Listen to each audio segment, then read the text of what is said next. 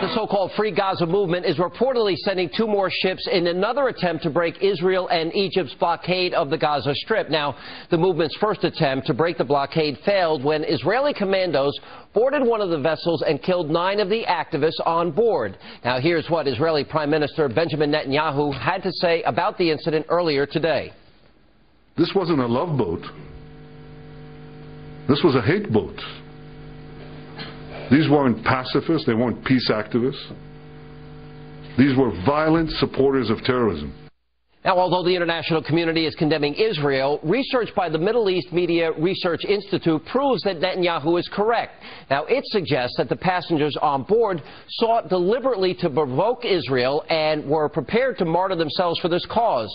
Now, one Kuwaiti activist on board told his family, quote, "If I am martyred during my voyage, do not be sad. I will be in paradise because I am going to wage jihad for the sake of Allah." Now, others reportedly prepared wills before the Israelis even boarded the boat, all of which suggests that they knew just the sort of response they would provoke. And joining me now with analysis and to take us through just what happened on the boat is the Israeli ambassador to the United States, also a best-selling author, former IDF soldier, Michael Oren. Michael, welcome back to the program. Thanks for being with us. Good to be here, Sean. All right, first of all, you know, the one thing that stood out in the comments that Bibi made today, again, this was not the love boat, this was the hate boat, but he also said Israel will never apologize for defending itself. Hamas is receiving these weapons, firing them into Israel, 7 to 10,000. Israel sets up a blockade to stop the rearming of Hamas, whose charter calls for the destruction of Israel.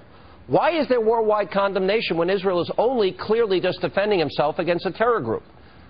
It's a very good question, because the fact of the matter is it's not just Israel's policy to blockade Hamas, it's also Egypt's policy. The United States also supports our policy, preventing Hamas from acquiring further long-range rockets that can hit just about any city in southern Israel, and they're expanding that range all the time.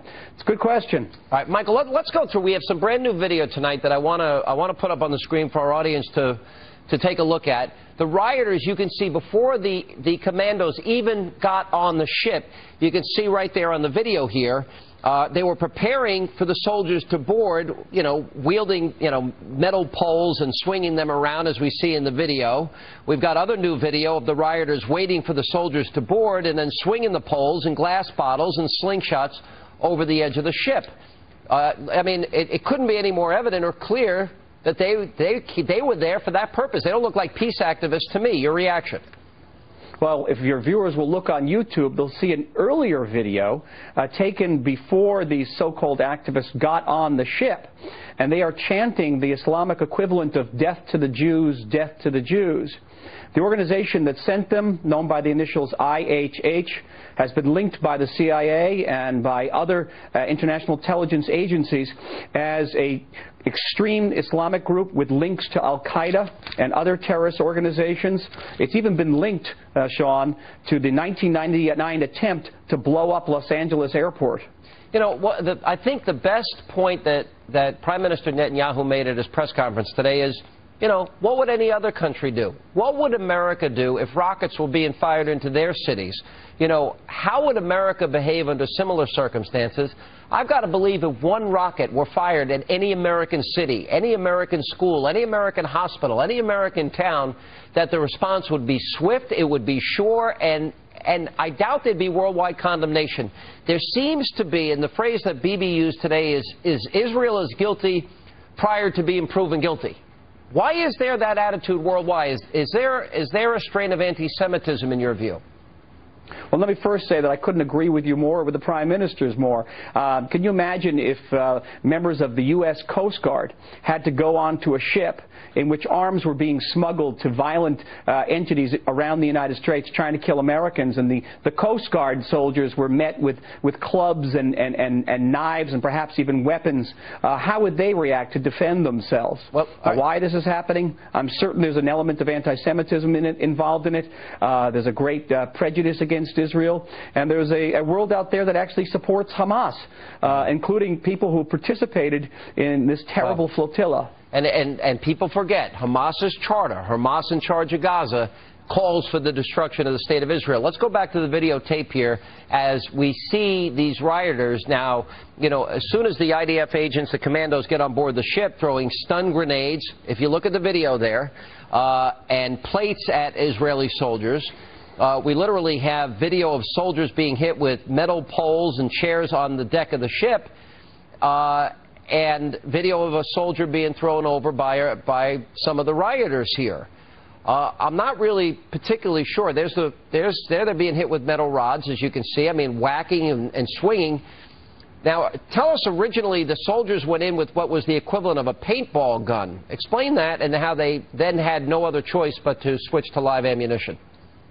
Well, we've intercepted a great number of these flotillas in the past, and even in this flotilla, which was made of 6 ships, 5 of the ships basically surrendered without violence resistance. It was only on this very large Turkish ship where our soldiers were greeted with these clubs and knives, and perhaps even live ammunition fire, because 2 of our soldiers sustained serious gunshot wounds. And yes, they did come down, our soldiers did come down, armed with paintball guns in an attempt to peacefully take over the ship. And only when they were beset and beaten, and as you saw, one soldier thrown over the side, did they have to resort to their sidearms to defend themselves. It was evident in the video that the story that the Prime Minister was telling was accurate and true, which is frustrating, especially in light of worldwide condemnation.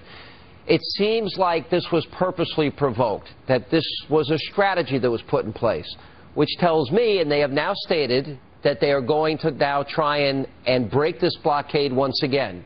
Will Israel once again defend itself, and do you expect that it's going to get worse? Well, keep in mind, Israel has no desire to blockade the people of Gaza. We let over 100 truckloads of humanitarian aid into the Gaza Strip every day. There's no shortage of food or medicine. But we will not open the sea to shipments of rockets to the Gaza Strip. And anybody who tries to block that blockade without transferring their cargoes to us so that we can give it to responsible entities in Gaza will be stopped. Israel will defend itself, Sean. Well, as the United States would defend itself. Michael Oren, thank you for being with us. We appreciate it tonight. And let not your heart be troubled. Our great American panel straight ahead.